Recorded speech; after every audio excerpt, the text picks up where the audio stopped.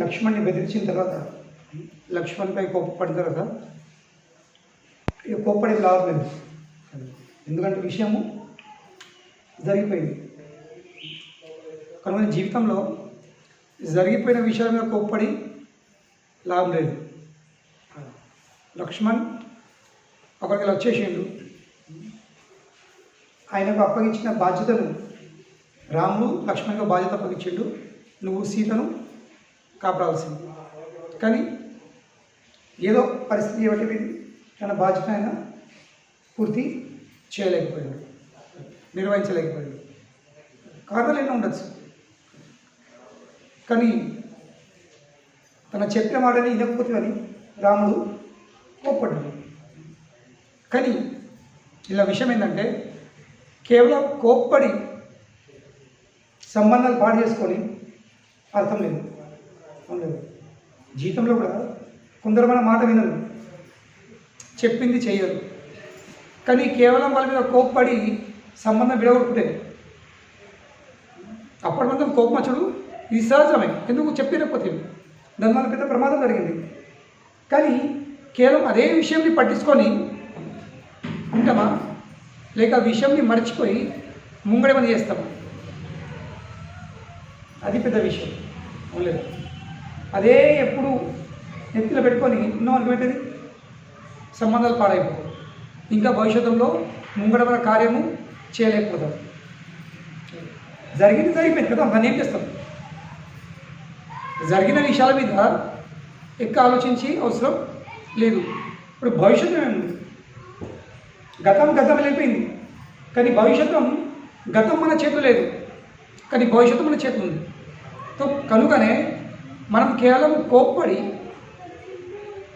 మన భవిష్యత్తు పాడేసుకుంటామా, లేక కోపం నీ పక్క పెట్టి కోపం మర్చిపోరాదు, దెబ్బకి పోదు, మర్చిపోరాదు కాదు. కానీ నేను ఏం చేయాల్సింది? అప్పటి మనం దాన్ని పక్క పెట్టాల్సింది ఉంటుంది. కోపం ఒక్క దెబ్బకి ఓడిది కాదు, కోపం ఒక దెబ్బకు పోదు. ఎదురు వ్యక్తి పట్ల ప్రతిపక్షంలో ఉన్నారో వాళ్ళ పట్ల కొన్ని భావాలు తొందరగా పోవు. కానీ అది మన మీద ఉంటుంది. మన అదే భావాన్ని ఎత్తులు పెట్టుకొని, అదే విచారాలను ఎత్తులు పెట్టుకొని మన ముంగడికి వెల్లుడు అంటే ముంగడ కార్యము చేసి మానేస్తామా, లేక విషయాలు పక్కకేసి ముంగడికి వెళ్తామా?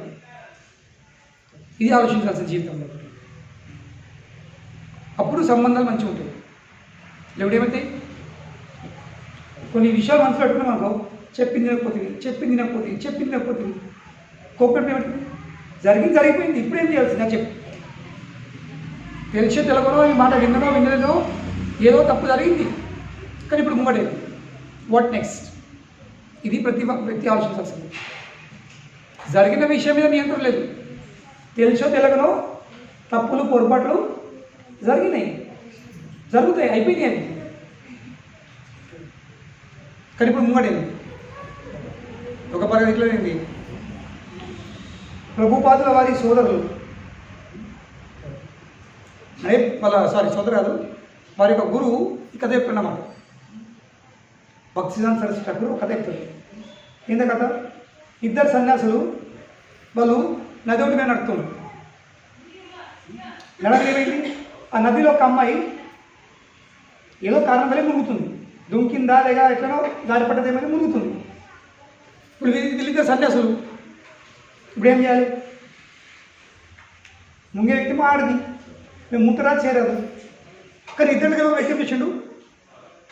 సన్యాసం తర్వాత ఒక జీవిని కాపాడు, అది ముఖ్యమని ఆయన మధ్య దుంకిండు, ఆమెను కాపాడిండు, ఒడ్డు మీద తీసుకొచ్చి కడుపులో నీళ్ళు ఆయన చదువు నీళ్ళని తీసి ఆమె కొంచెం మెత్తేసరికి సరే అని అమ్మ మంచిగా ఓకేనా అని చెప్పి ఇద్దరు మళ్ళా వెళ్ళిపోయింది. ఇప్పుడు ఇంకో సన్యాసి ఏమంటుండు? నువ్వు సన్యాసివి, నువ్వు ఆడదని ముట్టినావు, దాన్ని లేవడికి వచ్చినావు, దాన్ని బొత్తుతున్నావు, దాన్ని ఇది చేసినావు, దానికి అది చేసినావు, నువ్వు చేసేది కాదు, నీ సన్యాసి ధర్మం భంగం అయిపోయింది. ఈ ముచ్చట ఆ ముచ్చట కంటిన్యూస్ చెప్తా ఉంటుండు. 1 కిలోమీటర్ నడిచిండు, వాళ్ళు 2 కిలోమీటర్లు నడిచిండు, కానీ ఇక ముచ్చట మాత్రం అవుతలేదు. ఇక వీని ఏం చేసాడు? విని ఇప్పుడు ఈ స్త్రీని కాపాడిన సన్యాసి ఆయన ఏమన్నాడు?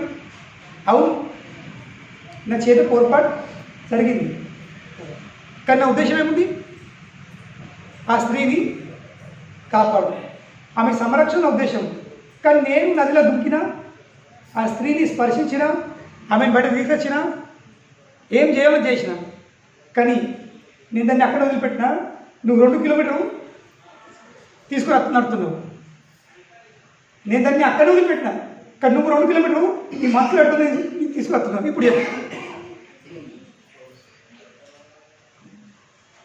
ఇప్పుడు ఎవరు గొప్ప?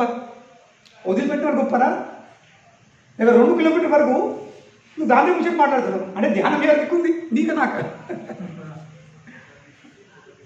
చెప్పే విషయం ఏంటంటే, జీవితంలో కొన్ని విషయాలు అనుకున్నట్లుగా అనుకోకుండా చాలాసార్లు కొన్ని విషయాలు జరుగుతాయి.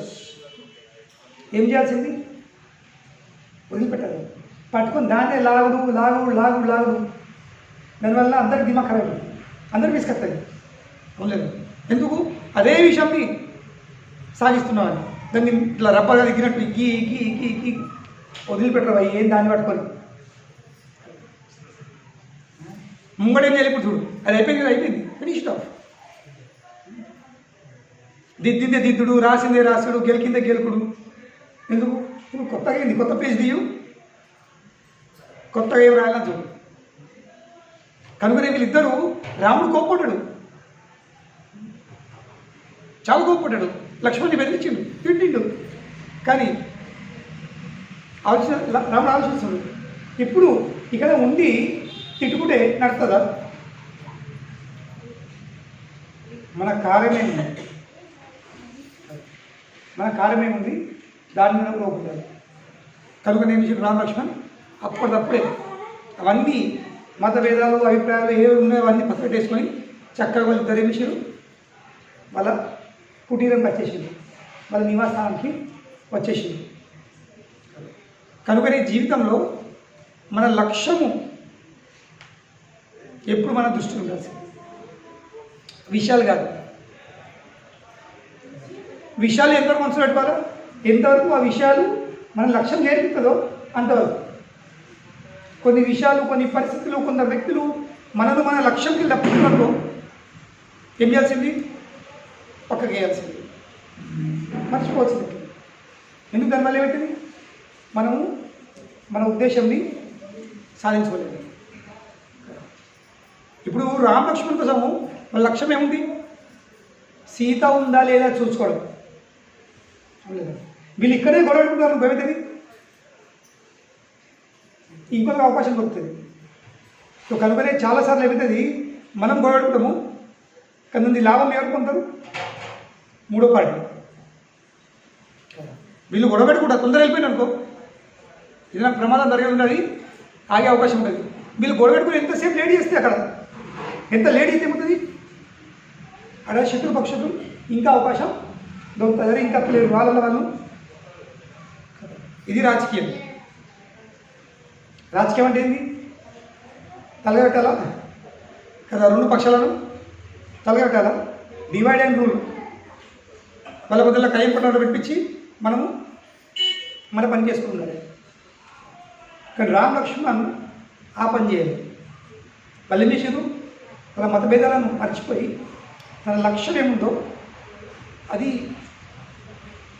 సాధించడానికి వాళ్ళు వచ్చేసింది. అదేంటి? సీతను కాపాడు, సీత ఉందా లేదా, ఇది వాళ్ళ లక్ష్యం. కనుకనే గొడవలు పక్క పెట్టేసుకొని సీతను కాపాడు, సీత ఉందా లేదా అది చూసుకోవడము, ఇది వాళ్ళ లక్ష్యం. కనుక ఇద్దరు వచ్చేసి కుటీరంలోకి వచ్చేసారు. ఇద్దరు ఇక్కడ వచ్చిన తర్వాత ఏం చేస్తున్నారు? మొత్తం కుటీరంలో మొత్తము ప్రశాంతమైన వాతావరణం ఉంది, ఎవరు లేరు అక్కడ. మొత్తం కుటీరము చల్లబడిపోయింది. ఏం లేదు కుటీరం, ఇందులో వ్యక్తి ఉంటే ఇల్లు కళ వేరుంటుంది. కానీ ఎవరు లేకపోతే ఏమైంది? మొత్తము ఆ కళనే మారిపోయింది. రామ్ లక్ష్మణ్ వీళ్ళిద్దరూ, ఇంకా ముఖ్యంగా రాముడు సీతను ఈ మూలకు ఆ మూలకు ఈ చోటుకు ఆ చోటుకు ఎత్తుకుతుండు. కానీ సీత ఎక్కడ కూడా కనబడతలేదు. ఇక సీత జాడ వెళ్ళిపోయేసరికి ఆమె కంటికి కనబడేసరికి రాముడి ముఖం ఏమైంది, మొత్తం ఇట్లా సప్పబట్టయిపోయింది. ముఖం శోకంతో కూడిపోయింది. ఎటుపోయింది సీత అని చాలా బాధగా అయిపోయింది. అటు ముఖం అంతా వాడిపోయింది. సీత కనబడకపోయేసరికి రాముడి ముఖము మొత్తం దుఃఖంతో ఆడిపోయింది. ఒక దివ్యమైనటువంటి పిచ్చి లేచింది రామునికి. సాధారణ పిచ్చి కాదు, భౌతిక పిచ్చి కాదు, ఏంది దివ్యమైన ఆధ్యాత్మిక పిచ్చి. ఇంకా విరభావం ఎక్కడికి వెళ్ళింది సీత కంటి కనపడకపోయేసరికి ఒక పిచ్చి లేచింది. ఇక సీత ఎక్కడుంది ఆ విరభావంలకు చేరుకున్నాడు. ఆ విరభావంలో ఆ పిచ్చిలో రాముడు ఆ చుట్టుపట్టున్న ఆ కుటీరంలో ఉన్న కుటీర కంపౌండ్లో ఉన్న బయట ఉన్న వృక్షాలకు అడుగుతుంది, హే వృక్షాలరా, నా సీతను చూశాను, ఎక్కడికి వెళ్ళింది, ఎవరు వచ్చిండ్రు, ఎవరు ఎత్తకపోయింది, ఎక్కడుంది సీత, హా సీత అనుకుంటా. మరి మీరు మా సీతను చూసిండ్రా? ఈరోజు ఆమె బంగాళీ పసుపచ్చ చీర కట్టుకున్నది. ఆమె జుట్టులో రకరకాల పువ్వులు ఉండే. ఈ విధంగా సీత ఉండే మీరు చూసిండ్రా? మనం కదా ఏమైనా తప్పితే ఈ బట్ట ఉండే, ఈ చీర ఉండే, ఈ రైట్ ఉండే, ఈ అంగి ఉండే, ఈ లాగా ఉండే అని చెప్తాం కదా. ఇట్లా రాముడు ఎవరు చెప్తుండు? వృక్షాల మీరు చూసిండ్రా? పసుపచ్చ చీర కట్టుకొని సీత ఉండే రోజు ఆమె ఈ దారిలోకి వెళ్ళిందా? మీరు చూసిండ్రా అని వాళ్ళు రాముడు వృక్షాలకు ప్రశ్న ఎత్తుండ్రు. అంతేకాదు మళ్ళీ ఇంటి బయటసరికి అక్కడ ఉన్న పశువులకు పక్షులకు ప్రశ్న ఎత్తారు, మీరు నా సీతను చూసిండ్రా? మా సీతను చూసిన. కానీ ఎక్కడికి వెళ్ళి ఏం సమాధానం రావట్లేదు. ఆ వృక్షాలు కానీ ఆ పశువులు కానీ ఆ పక్షులు కానీ ఏమనేమి సమాధానం చెప్పట్లేదు. దానివల్ల ఏమైంది, రాముకి ఇంకా బాధ అయిపోయింది. కనీసం ఎవరైనా వదిలిపడి ఉండాలి. చూడకూడదు కానీ సరే చూస్తాము, కానీ ఇప్పుడు అనిపించింది చూస్తుంటే వ్యక్తి కొంచెం ఆశ అవుతుంది. అవునలేదు, ఇప్పుడు చూసిన ఇట్లా పోయింది అనిపిస్తుంది, అవును నిజంగా ఆశ పడుతుంది. కానీ అందరు నిశ్శబ్దమై ఉండేది. పక్షులు నిశ్శబ్దమే, జంతువులు నిశ్శబ్దమే, మరి వృక్షాలు వాళ్ళు నిశ్శబ్దమే ఉన్నది. ఎక్కడికి వెళ్ళి ఏం సప్పు లేదు, ఎవరిదేం ముచ్చట్లేదు, మాట లేదు. అవన్నీ చూసరికి రాముడు ఇంకా బాధపడుతున్నాడు. ఇప్పుడు సడన్గా రాముడికి ఇలా ఊహిస్తున్నమాట, సీత వచ్చేసి కనపడుతుంది. వ్యక్తి లేకపోతే ఏమవుతుంది, కొన్ని మార్కెట్లో కనపడుతుంది వ్యక్తి ఉన్నట్టు. రాముడు కూడా అట్లనే సీత ఉన్నట్టు అనిపించింది. చూడగానే సడన్గా రాముడు గట్టి కిగిలేసి ఏడుతుండు, ఓ సీత, ఓ నా ప్రియా, నువ్వు ఎక్కడికి పోతీవి, నువ్వు ఎందుకు నాతో పారిపోతున్నావు, ఎందుకు నువ్వు దాగుతున్నావు, నువ్వు తప్పు జరిగింది, పొరపాటైందా, నువ్వు ఎందుకు మాట్లాడతలేవు, ఏమైంది, నేను పిలుస్తున్నాను, ఎందుకు మాట్లాడతలేవు? సీత లేదు అక్కడ. కానీ భ్రమ, రామునికి ఒక భ్రమ అయింది. కానీ తర్వాత మళ్ళీ చూసరిగింది, ఎవరు లేదు, సీత లేదు, ఎవరు కూడా లేదు. మళ్ళీ బాధపడి అప్పుడు రామునికి అనిపిస్తుంది, రాక్షసులు వచ్చి సీతను తినేసి ఉంటారు. ఇప్పుడు ఆ దృశ్యం కనబడుతుంది. రాక్షసులు వచ్చి ఉంటారు, ఆమెను సీతను పట్టుకొని తినేసిండ్రేమో. అప్పుడు రామునికి తన కళ్ళమ్మట సీతది ఒక సునీతమైనటువంటి మృదులమైనటువంటి శరీరము కట్టిముట కనబడుతుంది. అబ్బా, ఆమె కాళ్ళు మృదులా ఉండే, ఆమె ఇంత అందం ఉండే, రాక్షసులు వచ్చి ఏం చేసిండ్రు, ఎట్లా తిన్నారు, కొరికేసిండ్రా, తిన్నారా, మింగేసిండ్రా, నలిమిండ్రా. ఇప్పుడు జనస్థానం నాసి అంటే మొత్తము రాక్షసుల ఆడకట్టు, మొత్తం ఏరియాలో రాక్షసులు ఉన్నారు. మళ్ళీ ముందే శత్రుభావం, ముందే రాముడు ఈ 14,000 రాక్షసులను సంహరించుకున్నాడు. మరి ఎవరైనా బదుల కోసం ప్రతీకారమైన భావం కొని వాళ్ళు సీతను ఎత్తుకుపోవచ్చు, తినొచ్చు అని ముందే భయం ఉంది. రాముడు మనసులో అన్ని విచారాలు వస్తున్నాయి అన్నమాట. అప్పుడు రాము ఇంకా లక్ష్మణ్ ఇద్దరు కలిసి ఈ వనంలో ఆ వనంలో ఈ కొండలు ఆ కొండలు ప్రతి చోటు వాళ్ళిద్దరు ఈ మూలకు ఆ మూలకి ఈ మూలకు ఈ మూలకి ఆ మూలకు కింద మీద ఎక్కడ దారిన పడితే అక్కడ వాళ్ళు సీతను ఎత్తుతున్నారు.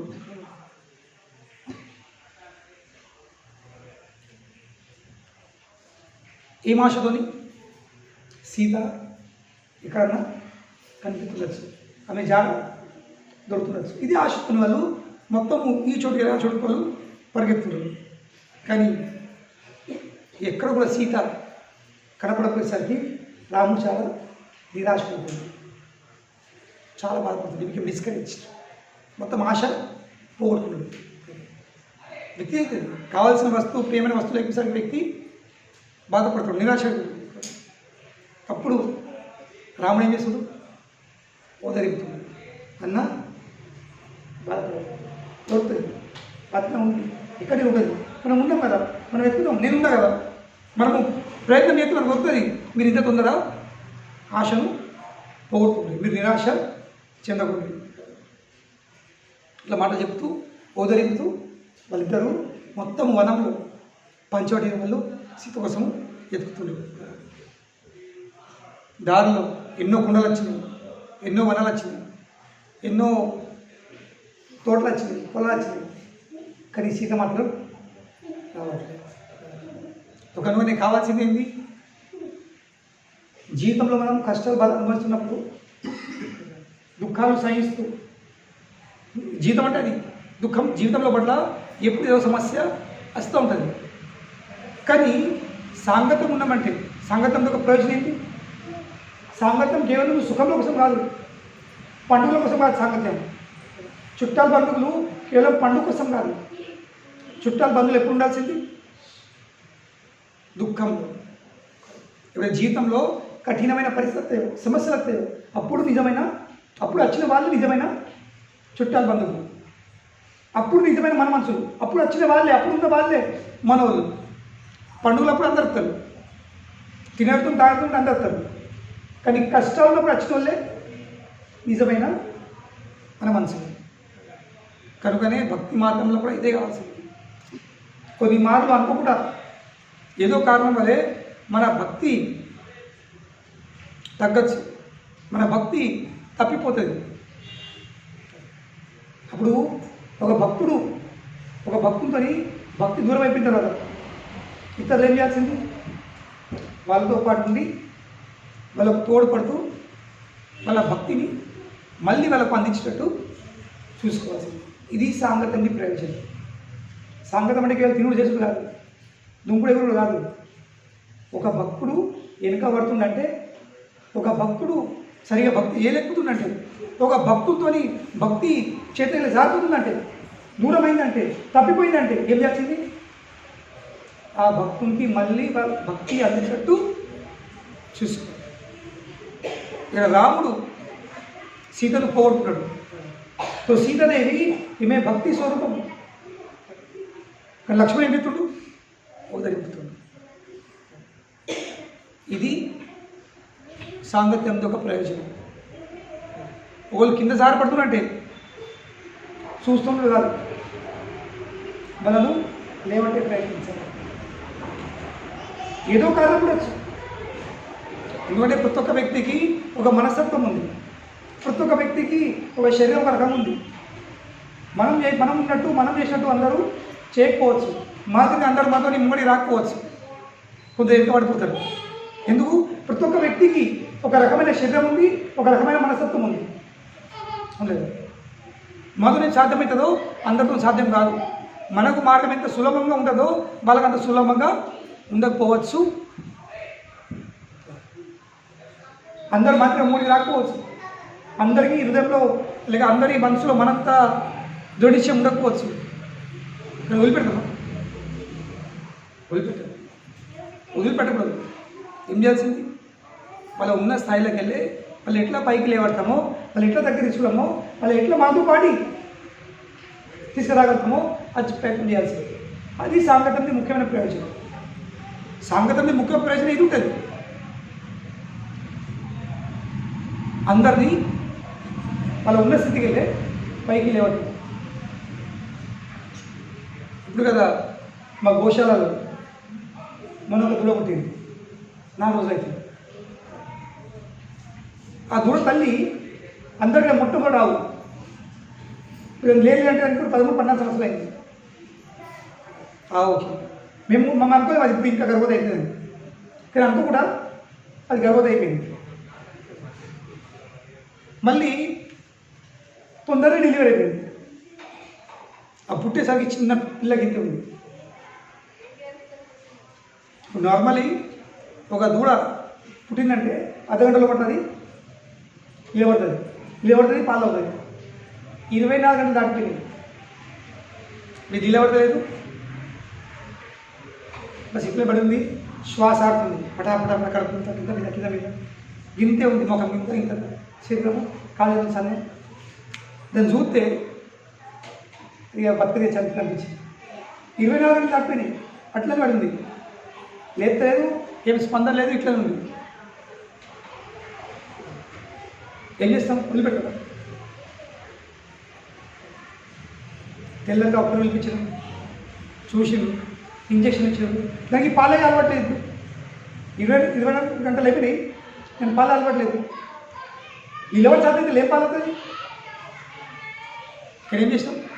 డాక్టర్ పిలిపించడం, కానీ ఈ సుదులు, ఆ సుదులు, ఈ మందులు, ఆ మందులు, మళ్ళీ ఆవు పాలు పిండి సీసా వంకొచ్చిన మనకి పాల బాటలు అందులో రింపి నాకు తాగిపిస్తున్నాను. 3వ రోజు లేవడుతుంది, ఇప్పుడు నడుస్తుంది, ఉరుకుతుంది. అంత స్పీడ్గా లేదు, దాన్ని ఎంత కాలు కొంచెం వీక్ ఉన్నాయి, అడుగుతాగా లేవు, కానీ ఉరుకుతుంది, నడుతుంది, తిరుగుతుంది. తల్లి పాలు అవుతుంది. ఇప్పుడు పొద్దున మధ్యాహ్నం సాయంత్రం పాలు పెట్టుకుంటారు.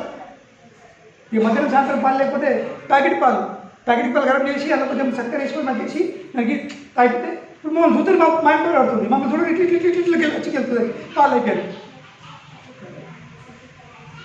ఎంత చిన్నగా ఉంటుందో అంతే ముద్దు కూడా ఉంది, మళ్ళీ అంతే చెడు కూడా. ఇక్కడ ఏమైంది, ఎందుకు చెప్తున్నా అంటే కొంచెం పట్టించుకుంటే ఏమవుతుంది, అందరికీ నిలబడే నడిచే అవకాశం వస్తుంది. ఇది సాంగత్యం. అడిగా వేస్ట్ కాడు, దేనికి పనికాడు, ఎంత వేసినా కానీ ఇక నీ ఆ దుష్టమే అంత, ఆ పుట్టుకమే అంత అనుకున్నాం మనం పోయేది చచ్చిపోతుంది.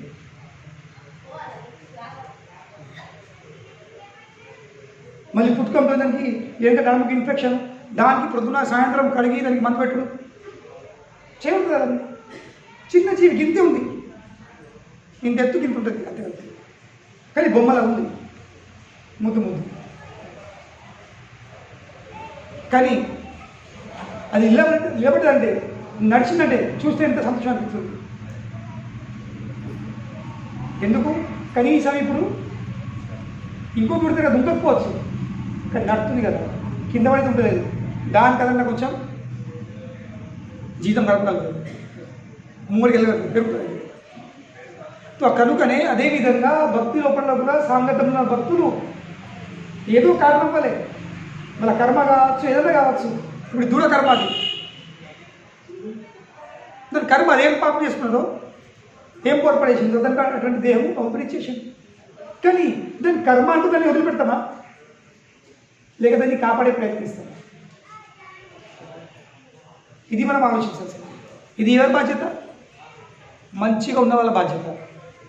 ఇప్పుడు సీత ఎవరి భార్య? రాముని భార్య. లక్ష్మణ్ అనుకోవచ్చు, నాదేం పోతుంది, నా భార్య ఉంది కదా, నా భార్య నాకు ఉంది కదా, అవునలేదు పోను కాదు. ఆయన భార్య అయితే నా వదినే కూడా, కిలవానికి సంబంధం కాదు, సంబంధం నాతో కూడా ఉంది. మా అన్నోళ్ళ భార్య అయితే నా వదినే కూడా ఉంది. అన్నకు భార్య పోయిన ఎంత బాధ ఉందో నాకు కూడా వదిన పోయిన అంతే బాధ ఉంటుంది. కనుకని ఎదురు వ్యక్తి బాధను తన బాధ అనుకొని ఏం చేయాల్సింది? ఆ బాధపడుతున్న భక్తులకి, ఆ బాధపడుతున్న వ్యక్తి మనము తోడ్పడాల్సింది, సాయం చేయాల్సింది, వాళ్ళతో పాటు ఉండాల్సింది. రాముడు లక్ష్మణ్ ఎందుకు వదిలిపెట్టలేదు? ఇక లక్ష్మణ్ రాముడు ఎన్నో వదిలిపెట్టలేదు. ఇది సంగతి. మన చూద్దాం భవిష్యత్తులో ఎప్పుడైతే ఇంద్రజిత్ లక్ష్మణ్ని ఆ నాగపాశంతో కట్టిపెట్టేసాడు, లేక ఆ బ్రహ్మాస్త్రంతో మూర్ఛ చేసిండు. ఇప్పుడు రాముడు ఏడుతుండు చిన్నపిల్లలాగా, నాకు సీత వద్దు, ఈ రాజ్యం వద్దు, ఇప్పుడు నేను చచ్చిపోతే నేను ఉండేం రావద్దు, ఎప్పుడైతే నేను వెళ్ళి నీ తల్లికి సుమిత్రకు ఏమని చెప్తాను, నువ్వు లేకపోతే నా జీవితం వ్యర్థము. రాముడు ఏడుతుండు. ఇది సాంగత్యం. సాంగత్యం అంటే ఏంటి? ఇతర భక్తులు బాధపడుతుంటే మనకు బాధ అనిపించాల్సింది, వాళ్ళ బాధ తొలగించే ప్రయత్నించాల్సింది. అప్పుడు సాంగత్యం విలువ ఉంటుంది.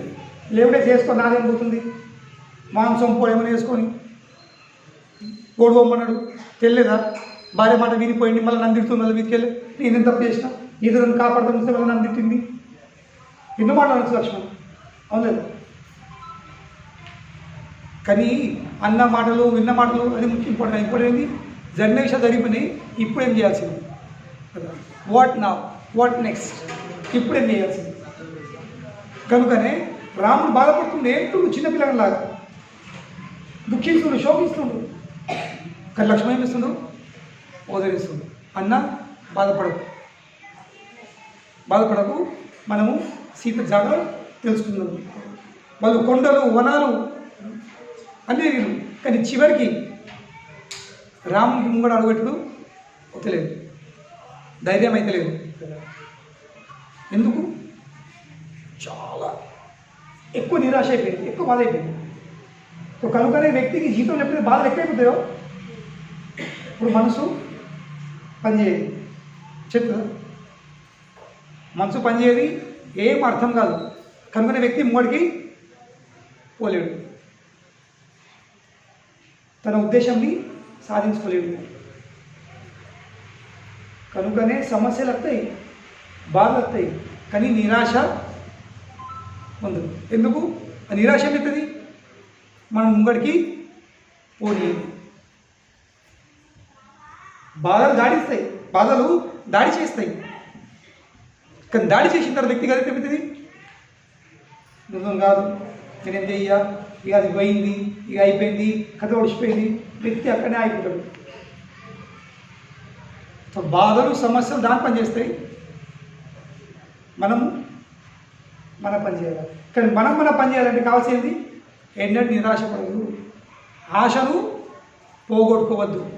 పడ్డమంటే ఇప్పుడు చిన్న దూడ నడుతుంది కింద ఉంటుంది, కానీ ఏం లేవడతలేదు, నేస్తున్నాము, లేవు దాన్ని వదిలింటున్నాం, దాన్ని ప్రోత్సహిస్తున్నాం, దాన్ని నిలబడుతుంది, మళ్ళీ దానికి సీజన్ పెడతాం, పాలసీలు పెడితే కడుతుంటాం.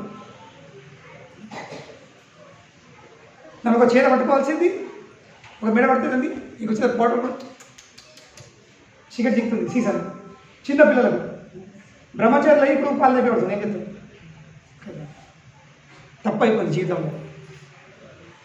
మునగద నేను దేవుళ్ళకు చీరలు కూడా వాళ్ళు పరిచయం ఉన్నారు, స్వామి మీరు చీరలు ఉంటున్నారు అంటే. నిన్న బ్రహ్మచారి అయినాము, పెళ్లి చేసుకోలేము, కానీ చీరలు అంటే తప్పలేదు. మీరు మీ భార్య కోసం చీర కూడా వచ్చిర్రు, నేను దేవుళ్ళ కోసం చీర కూడా వచ్చాను. కానీ కార్యం ఏంటది ముఖ్యం కాదు, కార్యంది ప్రయోజనం ఏమిటి అది ముఖ్యం. నా చిన్న దులకు పాల పడకుండా వచ్చి దాన్ని అడిగి దానికి పాలు అయిపిస్తున్నాం, నేను కోసం దాన్ని బతికేదాన్ని, దాని ప్రాణంను కాపాడదాన్ని. కనుకనే జీవితంలో ఎన్నడూ ఏమైనా కానీ బాధ అనిపిస్తుంది, కానీ మన లక్ష్యాన్ని మనం మర్చిపోద్దు. పడిపోయినా కానీ మళ్ళీ నిలబడు మానేయద్దు. కానీ రాముడు ఏమైండు? మొత్తం నిరాశ చెందిండు, ఒక్కదాన్నిట్లనే ఇక ఎటు కథ కూడా స్థిరంగా నిలబడున్నాడు. ఇక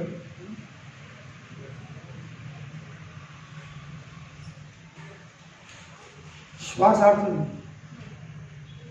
కేవలం నిలబడి శ్వాస ఆడుతుంది, కంటికెళ్ళి నీళ్ళు కారుతున్నాయి.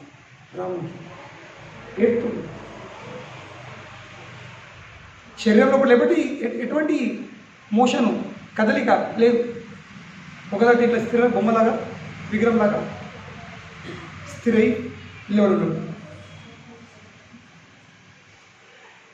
అంటే ఇంత నిరాశ చెందిండు, ఇంత బాధపడుతుండు కి రాముడు ఎన్నో ముచ్చట్లు ఎన్నో మాటలు అంటుండు, అంటే వదిలింపడానికి. రాముడికి నెత్తికెక్కింది. విచారణ ఎంత బాధపడుతుంది. ఒక వ్యక్తి వచ్చిండు మాట్లాడుతున్నది, రాముడు తనలో పంచాలని ఉన్నాడు. ఇది అంత గట్టి వీరభావం, అంత తీవ్రమైపోయింది వీరభావం. బస్ కేవలం ఏడుతుండు. ఇంకా నోటికెళ్ళి ఒకటే మాట ఉంటుంది, ఏంటి? సీత సీత సీత. మళ్ళీ మళ్ళీ మళ్ళీ మళ్ళీ ఒక పిచ్చి వ్యక్తి కదా, ఏ మాట్లాడాలి ఒకటే మాట మాట్లాడతారో అదేవిధంగా రాముడు కేవలం ఒకటే మాట మాట్లాడుతున్నాడు, సీత సీత సీత. ఓ నా ప్రియ, నువ్వు ఎక్కడ దాగున్నావు? నాతో నువ్వు పరిచయం ఆడుతున్నావా? కావాలని నాతో దూరమైనవా? లేక నన్ను భయపెడుతున్నావా? నాతో పరిచయం ఆడుతున్నావా? నేను దయచేసి మళ్ళీ వచ్చేసి నేను సహించలేక, నీ విరభావం నువ్వు లేకపోతే నేను సహించలేకపోతున్నాను, ఈ బాధ నేను తట్టుకోలేకపోతున్నాను. రాముడు ఏడుతుంది అన్నమాట. కనుకనే ఈ విషయము, ఈ ఏడ్చే విషయం ఇది చాలా గొప్పమైనది, ఇది చిన్న విషయం కాదు. ఇదే భక్తిది సారం. భక్తి సారమైంది ఏడుచు. కృష్ణ నువ్వు ఎక్కడున్నావు? మీరు ఎక్కడున్నారు? ఎందుకంటే ఎంతవరకు జీవి భగవంతుడి కోసం ఏడడం. ఏ విధంగా చిన్నపిల్లలు మనకి ఏమైనా కావాలంటే ఏం చేస్తారు? ఏడ్చు. కానీ వాళ్ళ ఏడుపు ఎంత తీవ్రంగా ఉందో దాన్ని తీవ్ర వేస్తూ దొరుకుతుంది. ప్రభుత్వాలు అడుగుతున్నారు, చిన్న పాపాలని అనేదని తల్లి పట్టించుకోదు, తల్లి తల పట్టిస్తుంటుంది. ఇంకొంచెం గట్టిగా అని కొంచెం చూస్తుంది, కానీ మరీ గట్టిగా ఎడితే తల్లని పళ్ళని పక్కెట్టుకొని పిల్లని వచ్చి తింపితుందో ఎత్తుకుంటుందో ఏమో చేస్తుంది. అదే విధంగా భగవంతుని కృప, భగవంతుని అనుగ్రహం పొందాలంటే ఏడంది వచ్చేది కాదు. భక్తి మార్గం ఏంటి? భగవంతుని యొక్క అనుగ్రహం కోసము ఏడాల్సింది. ఆ ఏడుపు ఎంత గట్టి ఉందో, ఆ కీకి ఎంత గట్టి ఉందో దాని మీద భగవంతుడి స్పందన ఉంటుంది. నేను హాయిగా కూర్చుంటా, నేను ఏడను, నేను జస్ట్ ఇట్లానే మొక్కుదా ఏం దొరుకుతా. పాప అవుతాను కూర్చొని తల్లి పట్టించుకోదు. పాపది ఏడుపు, పాపది కీకి ఎంత ఏడుపు, కీకి ఎంత గట్టి ఉంటుందో దాని మీద భగవంతుడు చూస్తాడు. అబ్బా తల్లి చూస్తుంది, నా పాప బాగా చెప్తుంది, నేను లేకపోతే నడది అని తల్లి ఇస్తుంది. అన్ని పనులు పక్కేసుకోండి, అన్ని పనులు పక్కేసుకొని ఆ పాప దగ్గర వచ్చింది. అదేవిధంగా భగవంతుడు కూడా భక్తులకి ఎంత గట్టిగా ఉందో, ఏడు ఎంత గట్టిగా ఉందో అది చూసి ఆ భక్తులను అనుగ్రహించడానికి వచ్చింది. కనుక శ్రీ చైతన్య మహాప్రభు కూడా 18 సంవత్సరాలు ఏం చేసిండు? సన్యాసం తీసుకున్న తర్వాత 24 ఏళ్ళు ఉన్నాడు. 24 ఏళ్ళ సన్యాసం తర్వాత 24 ఏళ్ళు, మొత్తం ఏంటి 48. చైతన్య మహాప్రభు ఉన్నది కేవలం 48 సంవత్సరాలు అంతే. కానీ ఆ 24 సంవత్సరాలకి వెళ్ళి 18 సంవత్సరాలు ఏం చేసిండు? కేవలం ఏడుచుకోండి. విషయాలు 18 సంవత్సరాలు కేవలం ఏడుచుకునే. కనుకని ఈ సంప్రదాయం, భక్తి సంప్రదాయం ఏంటంటే సంప్రదాయం ఏడ్చే సంప్రదాయం. ఇది ఏడ్చే సంప్రదాయం. దేనికోసము? కృష్ణ ఎక్కడ ఉన్నావు నువ్వు? ఎప్పుడు కనబడతావు నువ్వు? ఎప్పుడు కనిపిస్తావు నువ్వు? గోస్వాములు వాళ్ళు ఎత్తుకుండు, హే రాధే, హే బ్రజదేవికే, హే నంద శూనోపుత, మీరు ఎక్కడున్నారు? హే రాధరాని, హే కృష్ణ, మీరు ఎక్కడున్నారు? యమునా నది మీద ఉన్నారా, లేక గోవర్ధన పర్వతం మీద ఉన్నారా? ఎందుకు? ఇదే వీరభావం. గోపికలు ఏడుతున్నారు, కృష్ణ ఎక్కడున్నావు? ఎప్పుడు వస్తా? యశోద ఏడుతున్నారు, నందమారాజు ఏడుతున్నారు. అంటే ఈ భక్తి మార్గం ఏముంది? కేవలం ఏడిచే మార్గం ఉంది. ఇలా ఏడుచోలేదు. కొందరు భయం ఉంటుంది తప్ప ఇదేం మార్గంలో ఏడుచు. ఏడుపు మానేయాలని ఇక్కడికి వచ్చినాము, ఇక్కడ అయితే మళ్ళీ ఏడ్చుకోలేము. కానీ బయట ఏడుపు దేనికోసం ఉంది? భౌతిక వస్తు విషయాల కోసం ఉంది. కానీ ఇక్కడ ఏడుపు దేనికోసం ఉంది? కృష్ణుడి కోసం. ఇక్కడ ఏడ్చుడు కృష్ణుడి కోసం. తో ఎవరు ఏడిపోయింది గట్టి ఉంటుంది కదా. నయనం గలశ్చు ధారయ వదనం గదగతం తయారిగా పులకైలి చిత్తం ఒప్పు కదా తమ నామ గ్రహణ భవిష్యత్తు. ఓ కృష్ణ, కేవలం మీ నామ పలుకుతేనే, ఎప్పుడు మీ నామ నా నోటికి వెళ్ళి రాగానే ఎప్పుడు నా కంటికి నీళ్ళు కారుతాయి, ఎప్పుడు నా కంఠము నిండిపోతుంది, ఎప్పుడు నా శరీరంలో మనకులు వచ్చేస్తుంది, ఎప్పుడు నా రోమాంచాలు నిలబడుతుంది. ఇది చైతన్యమామూలు ప్రార్థన. కానీ రాముడు ఈ సందర్భంలో ఏడుతుండు. దీని కారణాలు చాలా ఉన్నాయి. దీంతో ఎన్నో పాఠాలు నేర్చుకోవచ్చు. రాముడు ఏడ్చుడు, దీంతో ఎన్నో పాఠాలు నేర్చుకోవచ్చు. ఫస్ట్ పాఠం ఏంటి అంటే భగవంతుడు లీలలు నేర్పించడం ఉంది. భగవాన్ లీలలు మనలాంటి భద్ర జీవుల కొన్ని పాఠంలు తెలపడానికి ఉంది. అందుకని భగవంతుడు లీలలు చెప్పాడు. భగవంతుడు వేసే అవసరం లేదు. ఎందుకు? ఎందుకంటే భగవంతుడితో భగవత్ శక్తి అన్నాడు విడిపోదు. మరి భగవంతుడు తెలుసు సీత ఎక్కడుందని. మనం పెడతాం తెలియక, కానీ భగవంతుడు ఏడ్చేది తెలిసి. మరి తెలిసి ఎందుకు పెడతాడు? మన కొన్ని విషయాలు తెలుపడానికి. ఏంటో విషయము కి భగవంతుడు ఒక వ్యక్తి. భగవంతుడు ఒక వ్యక్తి. చాలామంది అంటారు భగవంతుడు నిరాకారుడు. ఆకారం లేదు, కాళ్ళు లేవు, ముక్కులు లేవు, ముఖం లేదు, చెవులు లేవు, ఏమి లేవు, కన్ను లేవు. అటువంటి దేవుని మేము మొక్కుతాము. మన దేవుని మొక్కితే కన్ను లేని దేవుడు ఏమి చూస్తాడు? నేను చూస్తాడు. మీ దేవునికి కన్ను లేకపోయా ఏం చూస్తాడు? మీ దేవునికి చెవులు లేకపోయా మరి నువ్వు కీకెత్తున్నావు గట్టిగా, చెవులలో వేలు పెట్టుకో. నీ చెవులలో వేలు పెట్టుకున్నావు, గట్టిగా కీకెత్తున్నావు. ఎవరింటారు? నీ దేవునికి చెవులు లేకపోయా. ఇది మన సిద్ధాంతం కాదు. వైష్ణవ సిద్ధాంతం అంటే ఏంటి? భగవంతుడు ఒక వ్యక్తి, ఇక ఆయనకు కూడా ఫీలింగ్స్ ఉన్నాయి. మనకెట్లా ఫీలింగ్స్ ఉన్నాయో, మనకెట్లా భావాలు ఉన్నాయో భగవంతుడు కూడా భావం ఉంటుంది. ఆయన కూడా ఒక వ్యక్తి. కానీ మనం ఎటువంటి వ్యక్తులం? మనం ఆయన సముద్రం అయితే మనం సముద్రంలో ఒక చుక్కలు. భగవంతుడు సముద్రం, కానీ మనము సముద్రం యొక్క చుక్కలు. కనుకనే భగవంతుడు వ్యక్తి అంటే మనకు అనుకోదా నా సముద్రుడేనా అనుకోవద్దు. లేక నేను భగవానుడా కాదు. నువ్వు ఒక చుక్కవు, ఆయన సముద్రం. సముద్రం ఉంటుంది, చుక్క ఉంటుంది. సముద్రం నీళ్ళు ఇక చుక్క అయినడు ఒకటి కాదు, ఎన్నో ఒకటి కాదు. కనుకనే రాముడు ఏడ్చుడు ద్వారా మనకు విషయం చెప్తుండు కి దేవాదేవుడు అయిన భగవంతుడు నిరాకారు కాదు. ఆయన ఒక వ్యక్తి. ఆయన కూడా కొన్ని భావాలు ఉన్నాయి, ఆయన కూడా ఎమోషన్స్ ఉన్నాయి, ఆయన కూడా సెంటిమెంట్స్ ఉన్నాయి, ఆయన కూడా ఫీలింగ్స్ ఉన్నాయి. ఇది ఫస్ట్ పాఠం నేర్చుకోగలరు.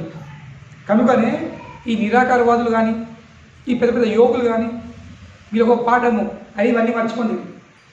మీ సిద్ధాంతాన్ని మార్చుకోండి. నేను వ్యక్తిని ఉన్నా, నాపై ధ్యానం చేయండి.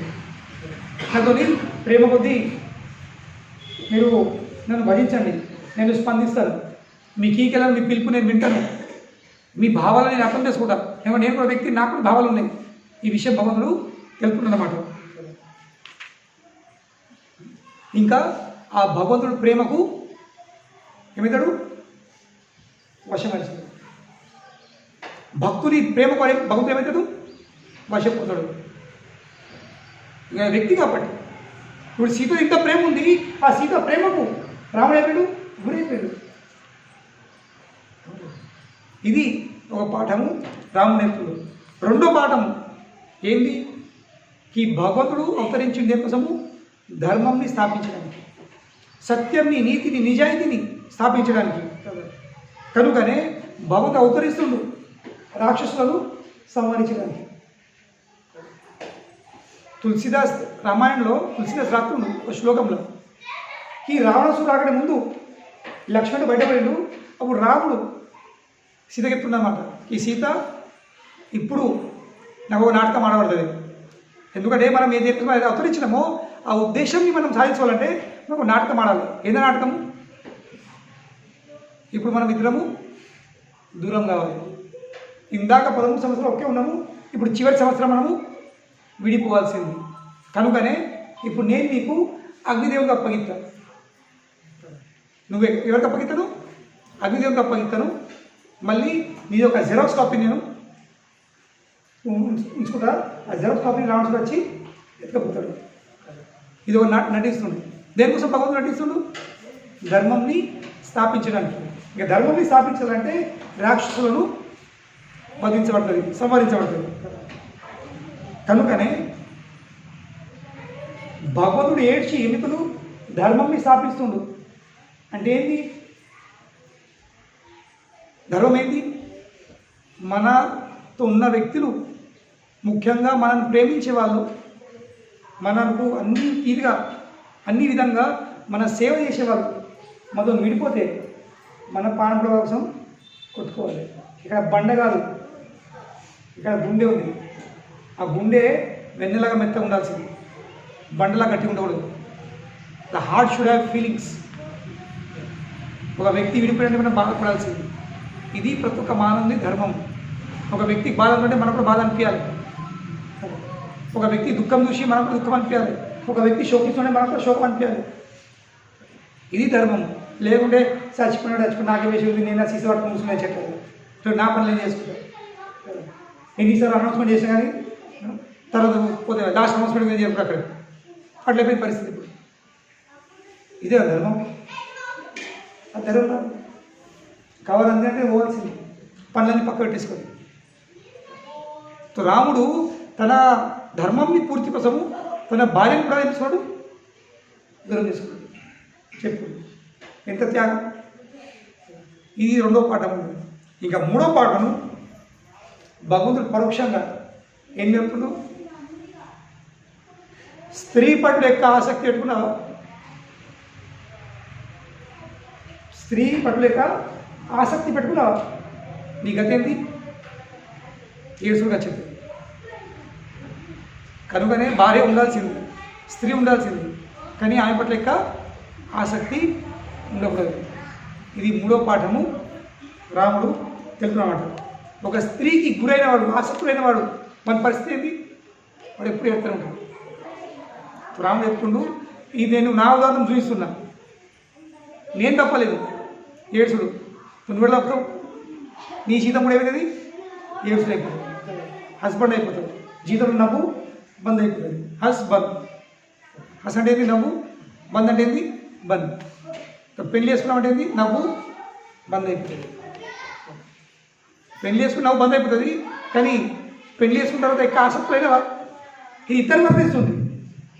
స్త్రీకి పురుషుని పట్ల ఆసక్తి ఉండకూడదు, పురుషునికి స్త్రీ పట్ల ఆసక్తి ఉండకూడదు. లేకుంటే ఇద్దరు పరిస్థితి ఏంది? ఇద్దరు ఏడుసు కిందికి వచ్చేస్తారు.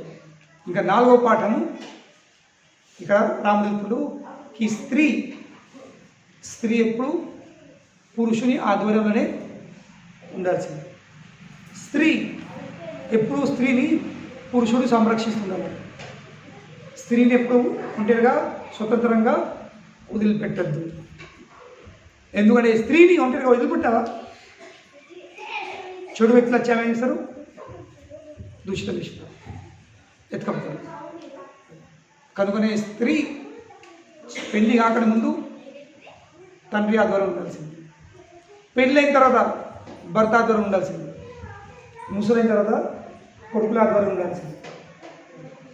పురుషుడు ఒక వృక్షంలాగా, స్త్రీ ఒక తీగలాగా. తీగే మంచిగా వెలగాలంటే దానికి ఏం కావాల్సింది? ఒక పురుషుడిని వృక్షంని సాయం కావాల్సింది. అప్పుడు ఏమవుతుంది? తీగే మంచిగా వాడుతుంది, మంచిగా పూజ అవుతాయి, దానికి కాయలు అన్నీ వస్తాయి. ఒకరికి ఇది స్త్రీ పురుషుడి సంబంధం. స్త్రీ కూడా స్వతంత్రము ఇవ్వకూడదు. ఎందుకంటే స్త్రీలది మనసు చాలా మృదులం, వాళ్ళు తొందరనే చెడిపోతుంది. ఎందుకంటే స్త్రీలు ఏ విషయం కూడా వాళ్ళు గుండెతో మనసును గుడితో ఆలోచిస్తున్నారు, వాళ్ళు హృదయంతో ఆలోచిస్తారు. కనుక తొందరనే మోసపోతారు. కనుక పురుషుడు ఎప్పుడు స్త్రీని కాపాడుతుండాల్సింది. ఇది పురుషుని బాధ్యత. స్త్రీ సంరక్షణ ఇది పురుషుని బాధ్యత. ఎంతవరకు లక్ష్మణ్ ఉన్నాడో అందరు సీతకేం దొంగలేకపోలేదు. కానీ రాముకి లక్ష్మణ్ ఇద్దరు వెళ్ళిపోయాడు, సీత ఒంటరిగా అయిపోయింది. ఏమైంది? రాముడు సార్ చేతిలో పోయింది. కనుక ఎప్పుడు స్త్రీని స్వతంత్రం ఇచ్చి వదిలిపెడతావు. ఇప్పుడేది చెడిపోతుంది. ఈ పాఠము, ఈ 4 పాఠాలు నేర్పుతున్నారు. ఆమె ఎంత గొప్పగా ఉన్నా కానీ, ఆమె ఎంత శక్తివంతమైనా కానీ, ఆమెకు కావాల్సింది తన ఆమె కూడా కాపాడుకోలేదు. ఎంతనే పెద్ద ఆఫీసర్ ఉండొచ్చు, ఎంతనే పెద్ద బిజినెస్ మ్యాన్ ఉండొచ్చు, ఎంతనే ఉండొచ్చు ఆమె, కానీ పురుషుడు లేకపోతే స్త్రీది సంగతి పరిస్థితి చాలా భయంకరంగా ఉంటుంది. ఈ 4 పాఠంలో ఇక్కడ రాముడు 7 ద్వారా మనకు బద్ధజీవులకు తెలుపుతున్నమాట. हरे कृष्ण श्री प्रभुपाद की जय, सीताराम लक्ष्मण हनुमान की जय, गौर प्रेमानंद।